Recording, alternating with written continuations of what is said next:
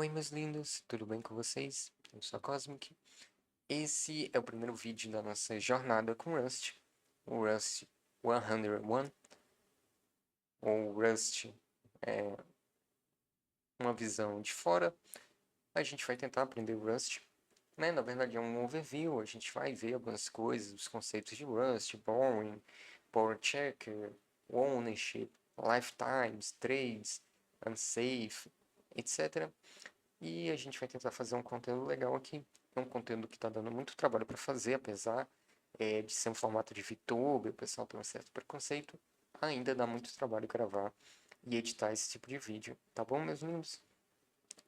Então, vamos começar o nosso vídeo e daqui só termina quando acaba.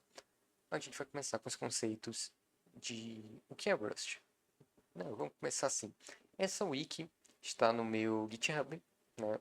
Você pode ver que ela está ali dentro da minha pasta de usuário no Linux, porque eu estou editando ela. Aí depois eu vou atualizar lá no GitHub, você vai poder ver lá tudo bonitinho, né? Vou deixar o link aí na descrição. E, queridos, é o seguinte, Rust, uma linguagem desenvolvida pela Mozilla Research, que é um dos laboratórios da Mozilla, que criou vários produtos legais aí, o Mask, criou o gerenciador de senhas, criou o Firefox OS, entre outros projetos interessantes que não existem mais. E um desses projetos era o Rust. O Rust foi criado dentro da Mozilla para conseguir resolver alguns problemas que a Mozilla tinha com o C++. Firefox, um software extremamente grande e extremamente complexo, como qualquer web browser hoje em dia. Chromium, Chrome, Brave, basicamente todos os clones de Chromium, o WebKit, né, utilizado pelo KDE e pela Apple, né, pelo Safari, todos eles são peças complexas de software. Tem muitos erros, tem muitos bugs. Né? É um software que precisa lidar com vídeo, precisa lidar com imagem, precisa lidar com drivers de vídeo, drivers de áudio, drivers de microfone, processadores, GPU, aceleração por hardware, DRM, entre outras coisas. Ou seja, um software extremamente grande, extremamente complexo. Daí surge a necessidade de programar esse software de maneira segura. Se a gente pensa no C, C++, são linguagens de médio nível, como descrito no livro C Complete and Total, são linguagens de médio nível, mas que algumas pessoas falam que é de baixo nível é assembly, e abaixo de assembly a gente tem linguagem de modelagem de hardware, então não são linguagens de baixo nível. Tá bom, meus queridos? Acompanhando até aqui? Eu espero que sim. Bom, C e C++ tem falhas óbvias. O C é uma linguagem antiga, é uma linguagem extremamente utilizada em kernels, em drivers, mas por questão de conveniência, prática e por ser um padrão da indústria.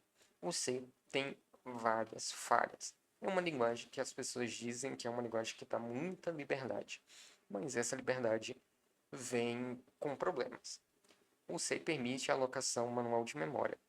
Para a época que foi desenvolvido, a PDP-11 computador extremamente limitado, na verdade um Arduino, eu acredito que seja mais potente do que um PDP-11, era um computador que não tinha muito o que fazer. Você não tinha muita memória, não tinha muitos recursos como a gente tem hoje.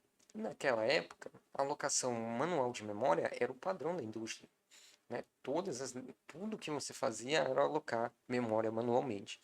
Então, o C chegou com uma visão de automatizar várias coisas, de evitar escrever em linguagem A, em linguagem B, em outras formas de escrever código, né, através de discos analógicos ou até mesmo de cartões perfurados. Então, naquela época, né, a gente já tinha ali o transistor, né, já tinha os computadores transistorizados. Então, precisava-se de uma linguagem extremamente eficiente.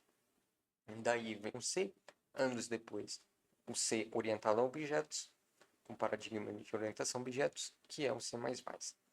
Linguagens muito boas, muito estáveis, muito maduras.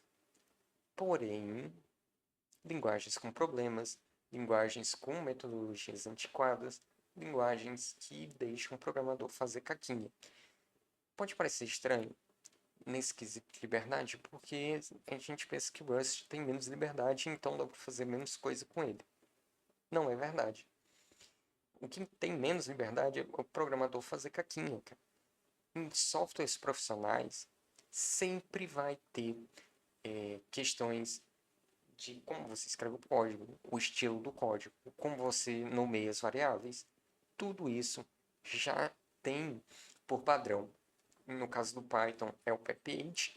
No caso do JavaScript, a gente tem uma derivação do JavaScript, que é o TypeScript, que tem exatamente essa visão de uma maneira unificada, padronizada de escrever projetos. A gente tem na arquitetura de software a questão do Design Pattern, do DDD, Domain Driven Design, Catedral e Bazar, entre outros approaches ali, né, entre outras formas de ver o desenvolvimento de software, que vão colocar regras para que a gente siga, e seguindo essas regras a gente chega a um software mais maduro, mais estável, consegue trabalhar melhor em equipes, esse tipo de coisa. Então, o Rust ele traz muito desses conceitos de desenvolvimento de software dentro dele. Questão de testes, questão de domínios, questão de princípios, até mesmo os paradigmas do Rust, que são orientado a objetos, estruturado, funcional, permite funções de alta ordem, permite cálculos algébricos e expressões algébricas, structs, enums, traits, métodos. Né? A gente consegue, inclusive, criar traits, seria ali o equivalente a interfaces no Rust. Então, Rust é uma linguagem com muito poder, é uma linguagem muito poderosa, é uma linguagem muito boa, muito segura. O que torna o Rust seguro são as práticas, o borrow checker e a tecnologia em volta dele. Significa que o C é inseguro? O C é uma linguagem de programação. Existe código C seguro? Existe. Inclusive, o Boeing 747 utiliza C, pelo que eu sei, C, C++. O F-16 também foi projetado com microcontroladores escritos em C. Tá bom, meus queridos? E ASME também, na Assembly. Então, existe sim código C seguro. O problema é que é trabalhoso, é lento, é demorado. Tem muita coisa que o programador precisa saber para conseguir lidar com esse tipo de coisa.